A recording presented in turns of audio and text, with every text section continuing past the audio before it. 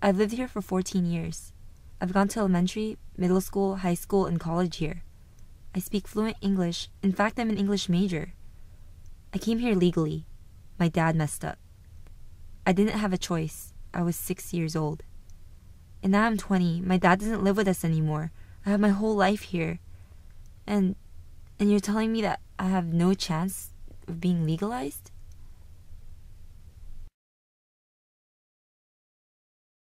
There are different type of immigrants that come to America. There are the ones that are considered legal, and there are the ones that are considered illegal. There are other people out there who are kind of in between. The in-betweens are people who came here and immigrated by legal process, by having a visa, not by hopping a border or something like that. The in-betweens are the people that the government classifies as illegal immigrants, but in reality, they're not really as illegal as people think.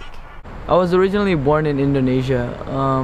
It's a country with the most Muslim population in the world. I was born into a Christian family, and it was hard for us because the Muslims persecuted us, and in 1997-98 there was a riot, and the Muslims killed Christians. They burnt houses, churches. The house behind us got burnt down, and we were just terrified. And my parents said one day, okay, let's get out of here and move to America because it's safer there.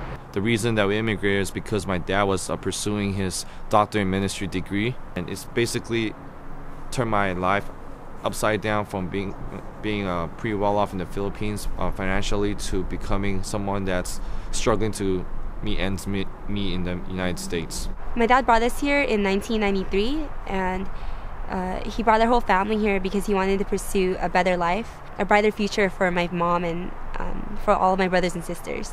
I mean, they told my parents it would have taken about 3 to 4 years at the max for us to get our green card, but it ended up taking 10 years. It has been over 10 years since my family and I immigrated to the United States. 10 years after we first came here, we were really close to getting our permanent residency. They kept putting us into this little loophole. I mean, even when it wasn't our fault, if they lost a piece of paper, one piece of paper, we had to do the whole process over again. Unfortunately, because my dad had been involved in extramarital affairs, he wasn't able to turn in the documents to the INS, and that jeopardized our chances of being legalized. And I can honestly say that those 10 years have been filled with many emotional roller coasters. I couldn't get a job when I was in high school. Like everyone else, they were like, oh, why don't you go get a job with me? And I just had to say, my parents wouldn't let me in. When I first started my college career in Cerritos College, I could only afford to take one class a semester. They basically charged me a non-resident fee, which from what I recall is about $1,000 something per class. One of the hardest things is also not being able to get a legal driver license. Living in SoCal, you practically need a ride everywhere. I don't know, tuition cost a lot for school, and Cal Grants would have helped a great deal if I were able to apply for those. And I feel like there's been days where I would have to call up to 6-7 people just to get a ride to school, or it's just hard because sometimes I feel like I'm a burden. Not able to apply for Cal Grants, scholarships. We were struggling financially, and I couldn't get a job to help my parents. I actually remember going home and just tearing, about to cry, and asking my family and asking God, why do I have to go through this? I am so comfortable living my life in Philippines, and now I have to adjust to something completely different. I think that when my younger siblings see that all of our APs, all of our awards and scholarships haven't really made much of a difference, they've kind of been discouraged by that. I just felt like giving up, just quitting school because what's the point? I mean, I hear all my friends complaining about, now that I have a car, their parents make them drive for them, run errands. I mean, I would have loved having that in high school. I've had to look for jobs that were under the table and where the employer was willing to hire me with a risk on their own company. I had to find a job that is within walking distance. It's been a little tough because there's been some interviews that have gone really well. The employer saw a lot of my qualifications. When that last question comes in, legally able to work here, I tell them I can't. And usually that's a deciding factor for them. Many people in the United States do not really understand what it's like to be an immigrant. I wish they could just see our point of view It really doesn't matter whether you're legal, illegal, or in between. They don't comprehend what it's like to just move out of the country and move into another country where it could be very difficult for you to be financially stable. Some things that have kept me really motivated is the support of my friends and my professors and just everyone that I've come to be able to share this story with. I learned to appreciate so many things in this country, and so many things that I normally would take for granted. How people are able to sympathize with my situation and just offer me that support, it really motivates me to continue to work hard. Really made me appreciate the things that I have. I would have been spoiled if I didn't go through all these hardships. I learned to see many things in a new perspective. What I would normally just take for granted, now I really cherish. When I hold my driver's license, I'm really proud of and thankful for that.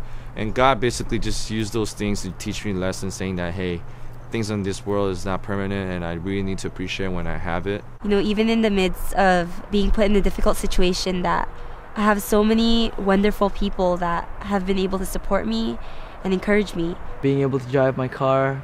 For all the rides, there's countless rides. Just going to school. Small things like that, small acts of generosity that go a long way. I look forward to one day being able to help other people the way other people have helped me. There has been many debates and just basically a lot of talk about how to improve the whole immigration problem that we have in the United States. I really believe in this country and the ideals that it stands for, of freedom and of opportunity. The solution shouldn't just be something that's totally black and white, either they're in or they're out.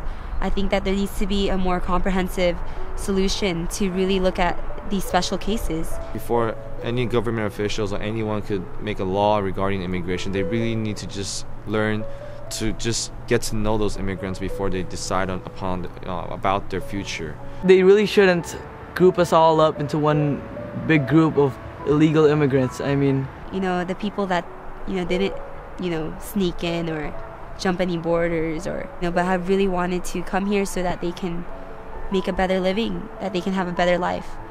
Even though it has been a very challenging 10 years that I lived in the United States, I really have a lot of hope that in the future I'll be able to live a more comfortable, more peaceful life and not really have to worry a lot about my immigration status. A lot of people are hardworking immigrants and they need to be given a chance to work and contribute to this society that we live in.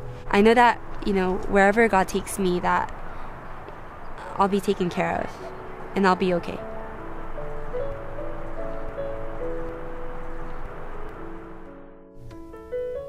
I know that when each of us go to bed at night, we dream of the same thing, what we originally came here for.